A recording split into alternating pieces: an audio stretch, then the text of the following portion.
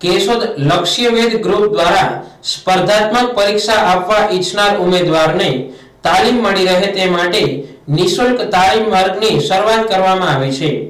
આ તાલીમ વર્ગમાં હાલના કેશોદ પાલિકા ચીફ ઓફિસર કલેક્ટર ઐશ્વર્યા દુબેએ હાજરી આપી હતી। પરીક્ષા આપવા ઈચ્છતા તાલીમાર્થીને માર્ગદર્શન આપ્યું હતું।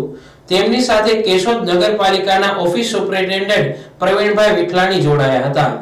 આ બંને મહાનુભાવોએ લક્ષ્યવેધ ગ્રુપ તાલીમ વર્ગના સંચાલક વિકાસ બલવાને ભેટ આપી પ્રોત્સાહિત કર્યા હતા। કલેક્ટર દ્વારા તાલીમાર્થી ભાઈઓ બહેનોને સ્પર્ધાત્મક પરીક્ષાને લગતી મૂંઝવણ ઉકેલવા તેમજ પરીક્ષા દરમિયાન ઉપસ્થિત થતા પ્રશ્નોનું વિદ્યાર્થીઓ સાથે વાર્તાલાપ કરી સચોટ માર્ગદર્શન આપ્યું હતું તેમજ કોઈ પણ સમસ્યાને પહોંચી વળવા ટેકનિક બતાવી હતી।